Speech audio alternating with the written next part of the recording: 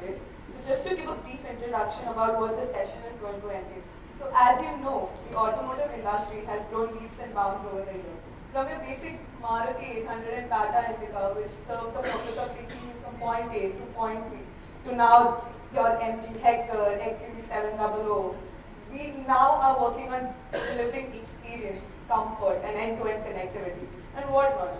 So this ultimately shows that automotive industry cares. It cares about wanting to deliver more, wanting to deliver better, and wanting to do all that while preserving our world, right? So we are just going to explore that a little more with this session. So I promised all of you outside I'll keep it very light and breezy. So just to begin on a very light and breezy note, can you just introduce yourself to our audience? Probably Ravi sir, you can begin. Hi, very good afternoon. So we are between lunch, I think. So we'll keep it short. So my name is Ravi Panga Katham. So I worked just for 3 decades in the automotive industry with one company, and then I co-founded this company 2 years back, maybe 3 years back in COVID days.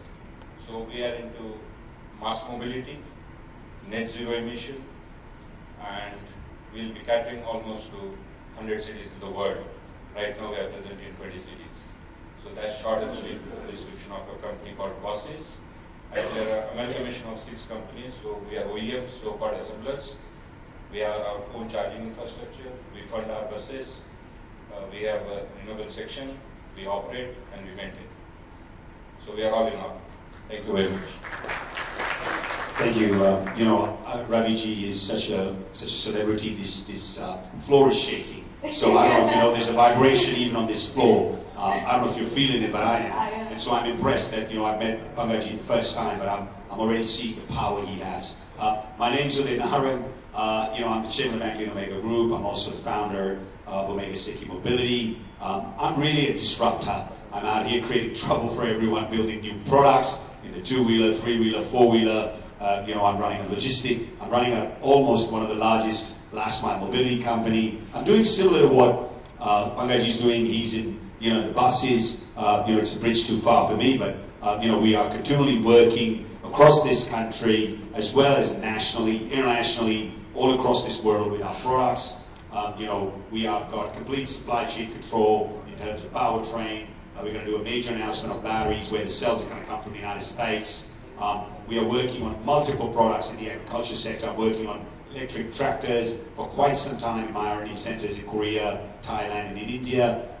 So we are working on multiple things. My main goal really is to make India a cleaner and a more green energy sustainability country.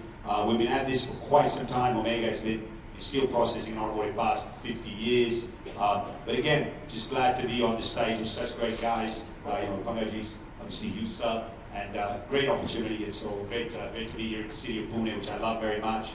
And hopefully we'll have a great conversation and get you guys all more hungry for lunch. Thank you so much.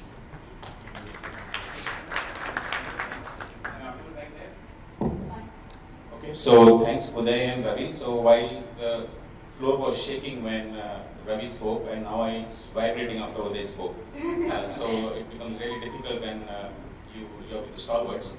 So I'm Shailendra Shukla. I'm part of Eaton Group, which is a US-based group, $20 billion organization, a very typical organization with more than half the business on the electrical side and other half on the industrial side. So we represent both electrical and mechanical.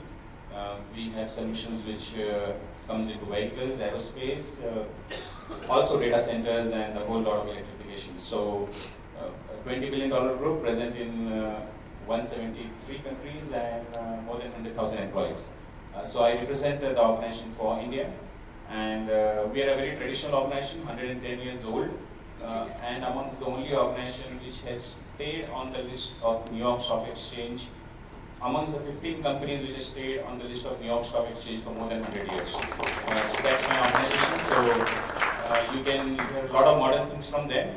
I, with my grey hairs, will come with some traditional stuff. I'm sure that is going to help you. Thank you. 110 years means a long, long time, and I've got a lot of respect for that. Thank you. I mean, after listening to your introduction, your floors were shaking. My chair is also shaking. So let's begin with a simple question. You guys have been in the industry for a very, very long time.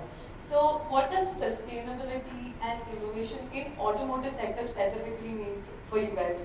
Probably, Uday sir, you could start. Look, this is a real, this is a very great question. I think, India is now, I think a lot of people have underestimated, what is happening in terms of green energy sustainability in India. We hear about the United States. We talk about China. Well, they're definitely leading, no shadow of a doubt. They already have been working on this in terms of technology, in terms of the way of products. They own all the mines. So their plan has been very, very well thought out. I think Europe and the United States are doing a great job on this. But I think where people are underestimating is what is happening in this country. Green energy sustainability in the automotive sector. See, for me, I know some of you guys are going to hammer me. I think, the IC game is over. It has been over. I think, I was just saying to Pangaji, actually outside, that 52% of three-wheelers in this country are already electric. In the next 5 years, I see about 75 to 80% of two-wheelers and three-wheelers electric. In Niti Aayog, Amitabh Kant has been talking about now he's a G20 Sherpa, at very, very beautiful locations, posting pictures. I'm very, very envious of him. I'm in Jharkhand or in Chennai or in Faridabad. But the real point is there's a whole lot of development going on here in terms of technology, in terms of automobiles. I think there's a chance where in EVs, we all can be a global supplier. I think there's a first chance where, you were talking about Ashok Leyland in the UAE, but I think there's a real chance where we can make in India products for the global markets. I think guys like Eaton, multiple other players, we have the experiences where alliances can be built. And I think the opportunity for all of you here and people outside, young men and women, that the opportunity to build businesses. But I would say one thing, please focus on the environment. It's an extremely important thing. I know we are focused on, our children having great education, our wives having good houses, but if we don't have a good, clean country, 31 of the most polluted cities in the world are in this country. We all got to work on it. And I think there's a chance where all of us, and I keep saying this is not competition. We can all, I'm into fitness and we do running, and in the marathon, the first 20 kilometers in a marathon, all the Kenyans run together, and then the last 7, everyone. We're not even in the 500 meters right now, so all of us can join and win together. And how do we win? We make better products, we align, we make this country more clean and green. Thank you. Some really bold statements over there. Ravi sir, your 2 cents on, sustainability and innovation in So automotive. first of all, I must thank Economic Times as well as the principal sponsors for this. So I will not talk on sustainability and innovation from a material perspective. The problem is the moment we talk about sustainability, we talk about material side more often. Of course, sustainability in material side is required, how we recycle it, how we use it more. But I'm getting into more finer aspects because we cover all the 6 legs of the industry as OEM, as a charging infrastructure people. So in all the 6 legs I have found, there are certain things which has to be made in such a way that we sustain the whole business model. So important in our business is why we came to GCC model. In a mass mobility, if we don't have a complete solution, then you cannot be in the field. The startup companies like us, I have a 1,000 bus orders in hand. But I have to explain you 2 things in the word called sustainable. Every bus requires 4 people, 2.3 drivers. Now 2.3 is a magic figure in terms of driver. I need 2 drivers full and 0.3 drivers for at least 6 buses put together. So 2.3 drivers and all these people. So 4 people are required for every bus.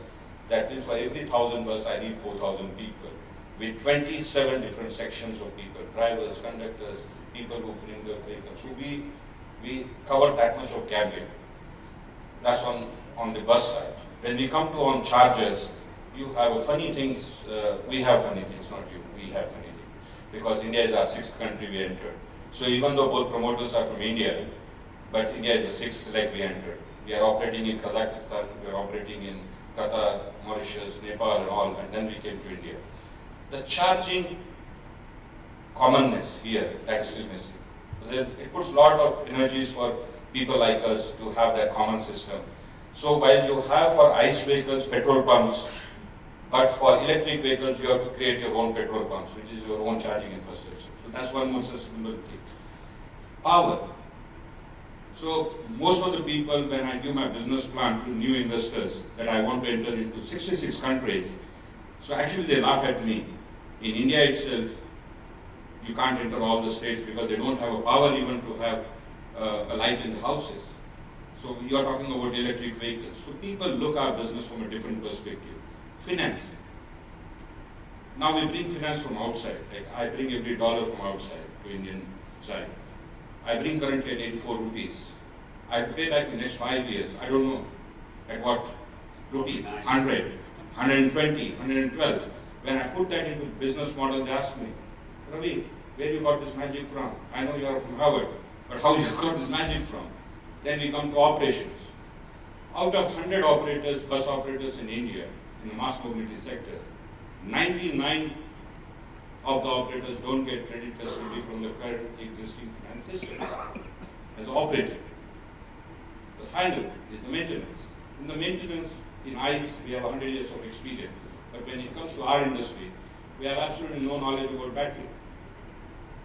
So that's why our dependency on people like Eaton, or people like Tata Motors, or all the suppliers. That's why, for me, sustainability in my industry is that small additions in all the 6 segments is a sustainability business for me. So that closes the chapter on sustainability. I'll just give on innovation. So while innovation is the word which we all people have gone into different things, but currently the skill sets in the EV ecosystem are so less that when I want to expand, I have to take people from the industry only. We use a word called poaching. Right? So I come from industry background, 28 years in one company. So obviously I am associated with them. So when I open this new company, I still have to give you figures that 30% of the people in my current company in India are my colleagues. Because I can't say no to them. Because they said Ravi's company is my company. And they said, Kal aa rahe hum log. And I can't say no. And my previous company says, tu poach kar raha hai. So apne company se log le raha hai. So we are in that innovation stage and we have found out 2 HR solutions for it. So for me, innovation is finding solutions to this. So whoever wants to join my company, Cosys E-Mobility, I respectfully tell them that have you found your replacement in your existing organization? If the answer is yes, then only you come. Otherwise, your boss from industry, because we are a limited people. We are a very close-knit family, whether Tata Motors, Switch Mobility, or we are all partners. I mean, I've been working in this industry for 28 years, so we know almost everybody. And the moment their employee walks into Cosys, I get a call from the boss, and I don't have to even see. I know, yes, Uday is joining me, but Uday ko bol diya hai, 3-4 mahine ke baad join karna, tera replacement dhoonde. So for us, this is innovation. The last thing, when startup companies take people, I think this is a challenge with my young friend of Great also. So they expect that जो traditional companies है, वहाँ से कम double salary मिलनी चाहिए, और कुछ ESOPs मिलने चाहिए, और मतलब they have their own set. हमको HR rules set करने की जरूरत ही नहीं है, वो खुद ही decide करके आ जाते हैं. So it's becomes extremely innovation tools we require in HR. So in this platform, I'm talking innovation for people like us in a different platform, in HR side, in financial engineering side. So we have a lot more to learn from it, and that's why I'm very proudly saying that we are investing a lot of time. It takes a lot of pain for people of his caliber and Sharon to come on these platforms and attend the EV panel. But it's very important for us because we need collaboration. We can't survive alone. It's not like big powerful companies like Tata Motors and Ashok Leyland, they can survive in IC or BMWs or.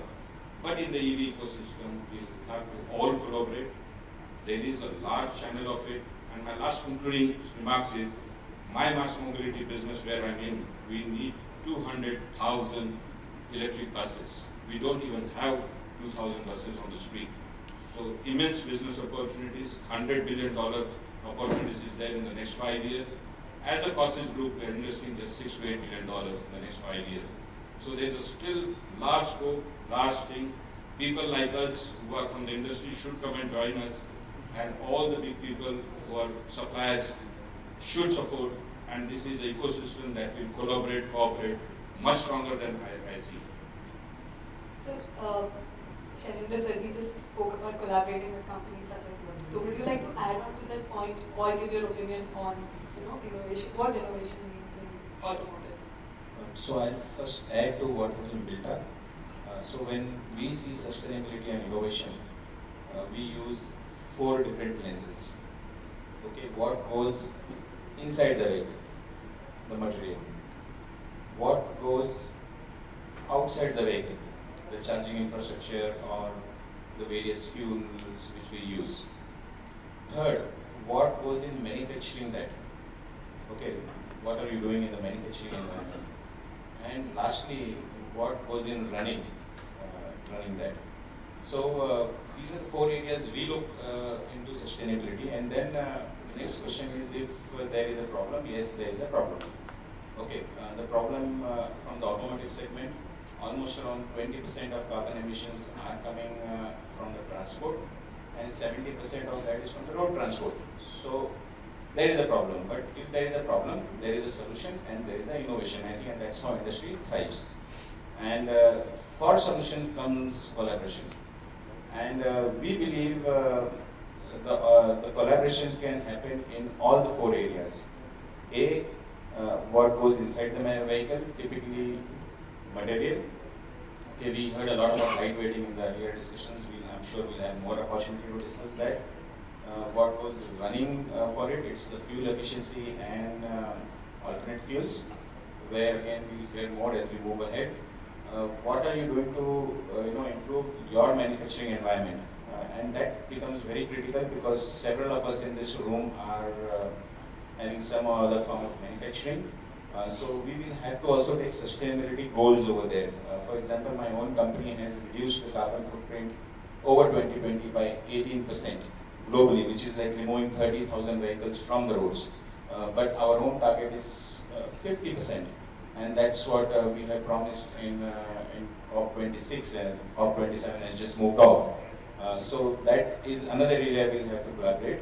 And finally, the whole lot infrastructure. So an organization or organization like us can contribute in all 4 areas through their innovations, make things better, make things brighter, make things efficient. Okay, I'm not getting into technicalities of it, but these are the 4 areas of collaboration in my personal view. The 5th one I'm reserving because as a group, we are influencing, as Uday said, a lot of young minds. And it is our responsibility that we spend that 5th brick on educating the need for that. So this is how I would summarize. Thanks. So, I'll hold on to your point of making things better, brighter and efficient. So, advanced plastics and polymer composites, they form an integral part of this whole concept of better, brighter and efficient. So, do you think this is driving automakers in the industry to rapidly invent mobility solutions responsible for automotive future? And do you think there are significant challenges in their way to get there? Okay, so I will first acknowledge that the industry has contributed in a big way by bringing and by helping to lightweight the vehicle, which means there is a cost efficiency and which means there is a fuel efficiency. So some 2 areas are getting addressed through it. But at this juncture, I will wear another hat. So I use a lot of metal components. Okay, and by virtue of education, I come from the chemistry background. Okay, so I always believe that there is a possibility in both the areas. So for example, we manufacture gearboxes. And when you see a metal component getting inside a gearbox, the number of processes it undergoes is humongous. And several times, I believe, why can't this be replaced by the plastic industry? Okay, sounds very weird, because we say the gears have higher tensile strength. But here again, I use my chemistry hat. If we can make lab-grade diamond with equal intensity and power, why can't we make a plastic which can meet the standards of metal? So that is one other input I thought I'd like. And either of you gentlemen would like to add on to his point? I think absolutely I agree with you. You know, what you're saying is completely in agreement with my thoughts. I think that, you know, we have to work towards the one thing, you know, I would like to add to that is, you know, different horses. In England we say different horses for different courses. You know, there are going to be some areas of vehicles where we use plastics. Some of the vehicles you have to use metal. Because the thing is that the driving conditions, in UAE, you don't need this. But in India, every vehicle is getting banged up, you know, every minute. Specifically, and I'm really focusing heavily on the cargo. Why? Because, you know, the major amount of pollution is coming from transport, as you said, and I'm working very heavily now on trucks, you know, between 1 ton, 3.5 tons, 6.5 tons. I've worked on some 50 tonners that I've developed, and Bangladesh, one of these days, we'll go give it a ride, and drive and see maybe I can ride against the buses on those, and we'll be able to do it. But I think the market requires plastics to be, you know, much more efficient, much more cheaper. Because I'll be honest with you, the vehicles, but also safety. Safety is extremely important to me. You know, I keep talking about this. One life lost is too many. We've had this incident, you know, in the battery side where cells from, you know, a country have been imported at cheap levels, and then there's no security. So I think we've got to all work together. I think EAT and other companies in your space got to work with OEMs like us. We are continuously, I'll give you an example. We're working, you know, with somebody in the glass sector, and they are developing certain glasses where drivers, when at night are driving and they get drowsy, it sends a message. So I think, you know, with plastics, we've got to work together where products, and keep talking about is people, we've got to make safer vehicles. In this hurry of EV, let's not forget, safety is extremely important. It could be your mother, it could be your wife, and it could be your daughter. I think that's something that we need to work, you know, smart people like that, you know, with young men and women who are coming out of IITs, who understand chemistry, who understand technology, could really work. And India, one of the things, India has so many of these, right? We talk about, I have some good relationships with VinFast. VinFast is doing super work in Vietnam now. They're going to give Tesla a run for the money in the United States. I would tell you, half their engineers are going from here, because the Vietnamese, you know, they have offices, but you know, even in Hanoi, right? You know, so the point is that we have the, you know, you talked about people, absolutely.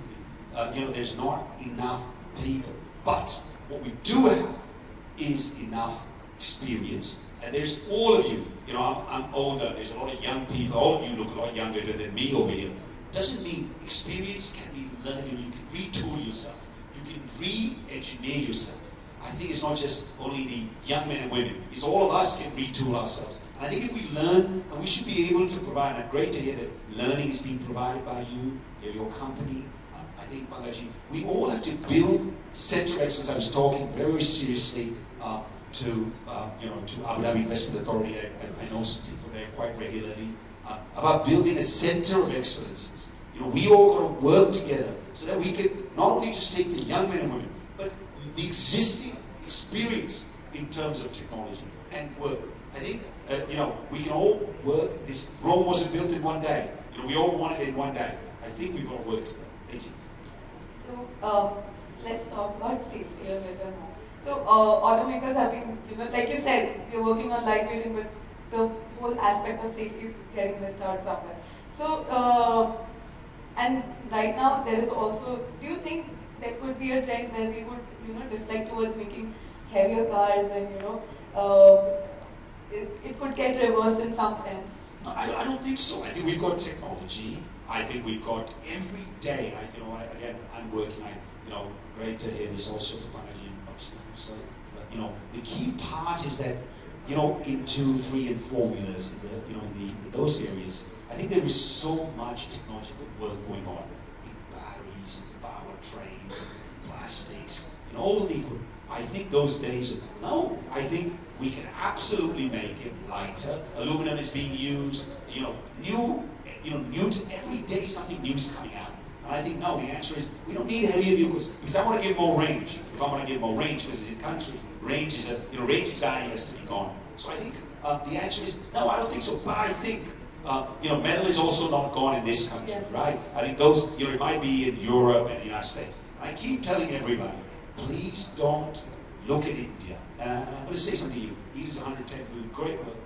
Why has Ford, GM, all of these American, Harley, they come and they go. They come and they go. This is not America, guys. This is India. Just like in China. I think, I would honestly say the mentality has to change. Make for India, for Indian products. Why have the Koreans been so successful? Because they build products. And so I think we all got to work on that. And I think, the Americans, the Europeans, the Koreans, the Japanese, any of the Israelis, they're all here. This is a market. This is a country. I'll be honest with you. We are today in India at where China was in 1999. The opportunities are humongous. And I think we all can build it. But the products should be lighter, in my opinion. Ravi sir, your I will take forward these things. So I come from the industry, so I can talk more from the industry perspective. Uday was talking about Center of Excellence. So I'm very proud to say that Cosys is the only Indian e-mobility company currently who has a Center of Excellence in US after Honda in the same university. So we invested a lot to build the Center of Excellence. Even a young company, 2 years old, we have a Center of Excellence in US. Our technology comes from Berlin, Germany. We own a brand in Berlin, Germany, who is into 10 years into EV bus manufacturing. We have a satellite centers in Delhi, where our design engineers work. We have a manufacturing base in Jaipur, and I have taken 2 land parcels, one in his own city, Pune, 75 acres, and 50 more acres in Andhra. And we are going to build a world-class EV manufacturing plant here in Pune. That's a commitment to government of Maharashtra, and we are going ahead with that. But we are also in advanced talks with all the 3 fields: battery side, drivetrains, and material. So I'll not talk much on material because all the component suppliers are working on it. So we have our association with IIT Mumbai. Cosys has taken an 8,000 square feet area inside the campus. Have you ever heard in ICV companies investing at early years into academia, into all these factors? That's the sense. We have to narrow the gap between what's happening in the laboratories to the actual world. We want to cut short that time. Otherwise, we can't bring innovation. So for me, the word innovation is investing into Cosys Center of Excellence in the United States, in India, IIT Mumbai, in our own plants. So we are going to make just 4,000 electric buses every year, but we want everything to be done. That's on the investment side. It's very important for us. The second most important thing which we are trying to do is, and for that I have to just take 2 minutes to give you the background. When we took this first order of 700 double-decker buses in Mumbai, we got a 700 double-decker bus orders. We are only going to operate it for the next 12 years, and every day, every bus will travel only 170 kilometers. So we'll be covering only 500 million kilometers by the 700 buses. Now, you have to understand that 500 million kilometers in next 12 years. And the people who have come here, I can guarantee you that 75% of you sitting here has used your personal cars to come here. As a Cosys, I'm seeing a dream that 75 to 90% of the people come to this forum with a mass mobility vehicle. But before that, we as industry people have to give you 3 things. A timely vehicle, at 4:30 a.m., our vehicles of mass mobility should be available for you. For that, I have to charge that vehicle somewhere around 2:30 in the morning, 100%.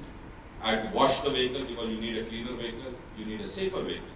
So if I give you a timely vehicle, if I need a clean vehicle, safer transportation, you people will move from a personal mobility to a mass mobility. That's the requirement today. So we are working a lot of innovative schemes and all that. That's one. Second business model you have to understand, and it sums up everything.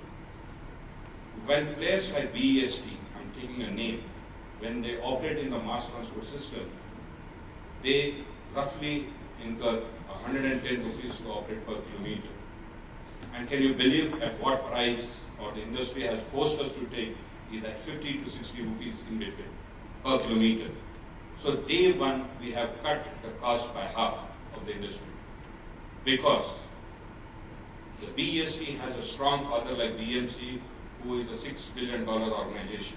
But all mass mobility people don't have such a rich father because they earn 70 rupees, they spend 110 rupees, 40 rupees loss per kilometer on 5,000 buses for 200 kilometers a day, which translates to 1,500 crores BMC has to take on BESTs for the social mass mobility.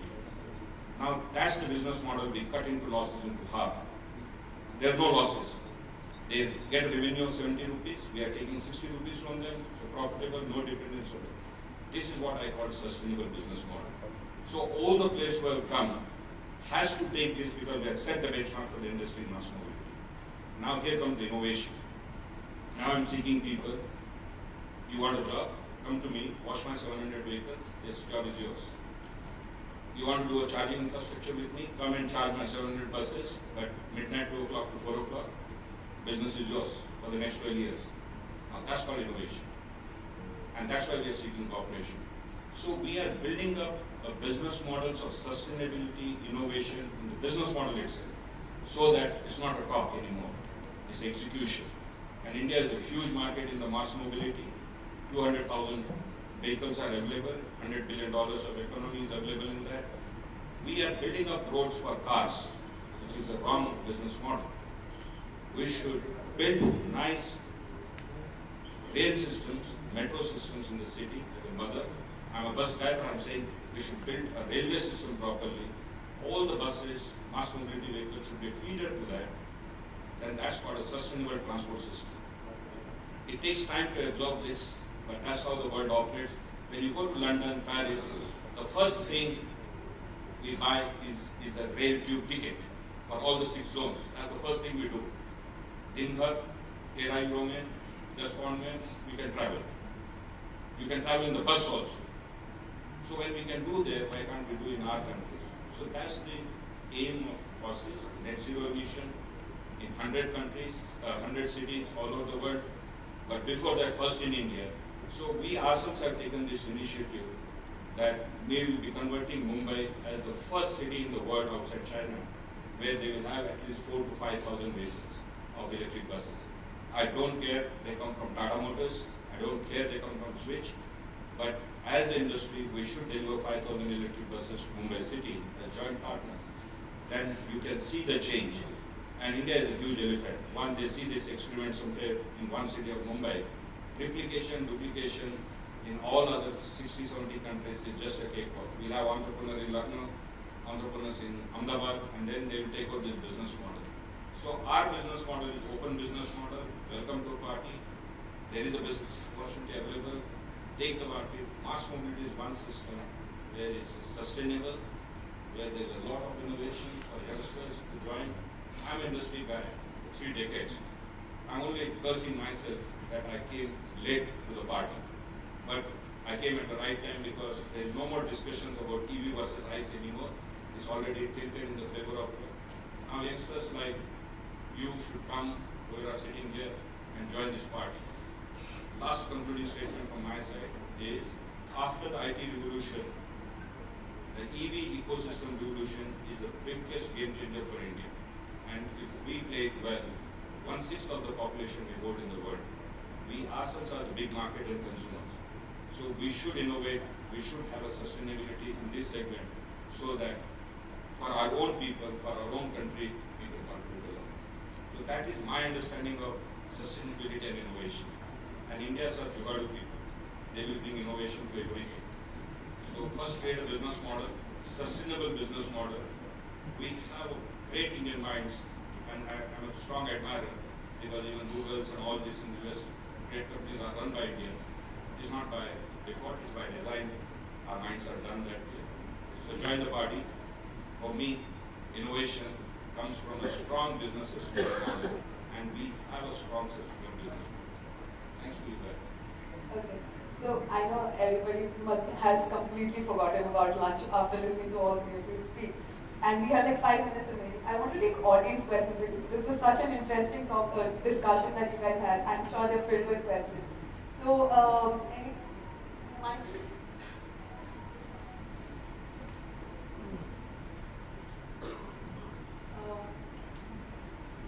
Shruti, mic. Mic.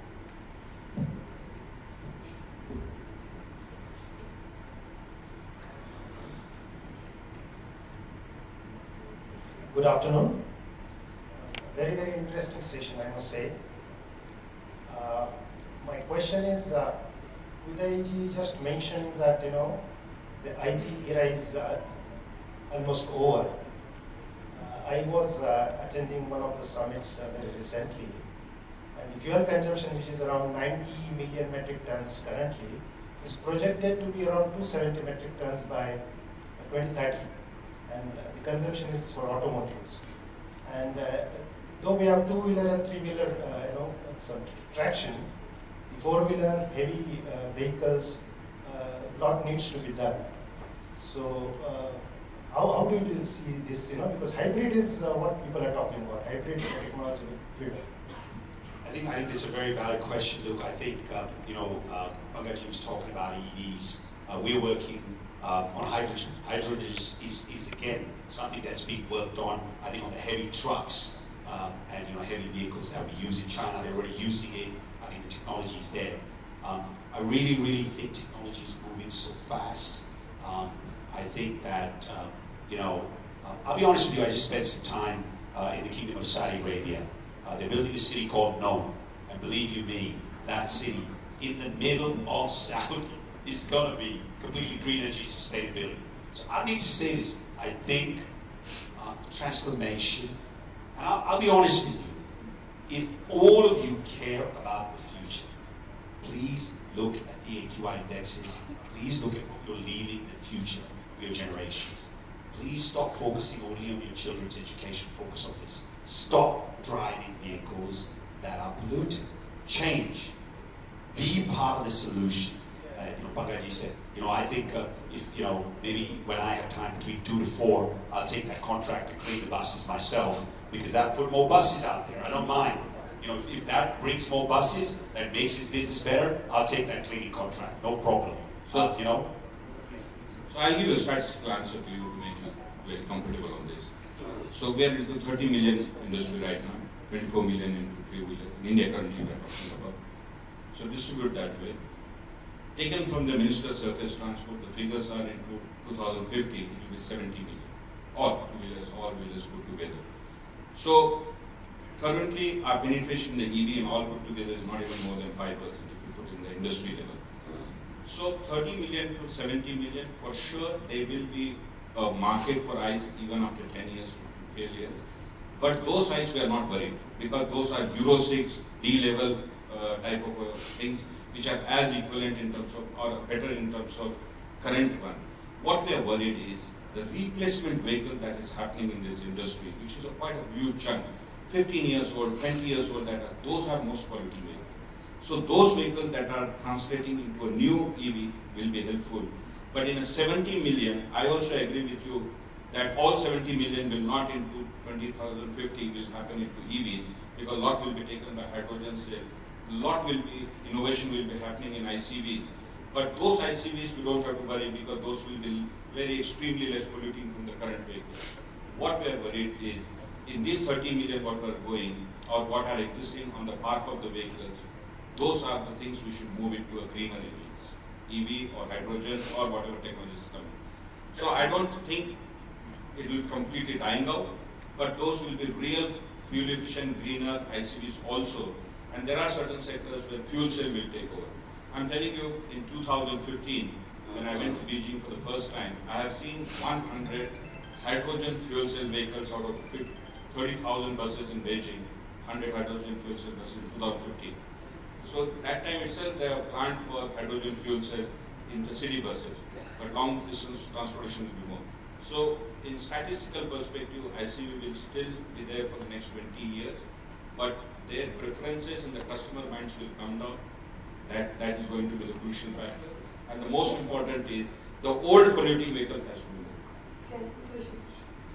So I like to break things into pieces and then answer. Okay, so to answer your question or what Mr. Ravi added, if we consider two-wheeler and three-wheeler, the adoption is going to be much faster. And we discussed 72% and 52%. If we move on the passenger vehicle, it's going to be a little slower. We are talking about 30% by 2030. If you are talking about heavy vehicles, specifically the truck segment, not the ICVs, it's going to be by the way 6 to 10% by 2030. That is what the current phenomena says. And there is a lot of emphasis on alternate fuels, which EV is one part of it. You have hydrogen fuels, and again, hydrogen can come as ice and cells both. So there's a lot of alternate energy which is getting into it. So I would say, for the benefit of larger audience, as we always have gone through transition, don't lose your business on ice, but do not miss your focus on the future technology. Otherwise, you secure your present and trouble your future. Hope I've summarized. I totally agree. You know, in Europe and the United States, after 2030, 2035, it's all over. See, I mean, I come from the stock market world. Don't think too much of the past. It's the future. And I think if you're going to stick with this, yes, you'll have the vehicles, but the technology, there's got to be no more new vehicles built. So you can keep sticking to the past, but there'll be a combination. You put it really well, and I totally agree. Thank you. Can we take one more question? One last question. Anybody else? Nobody? Okay. Thank you so much. This is such a great session. Can we have a huge round of applause for our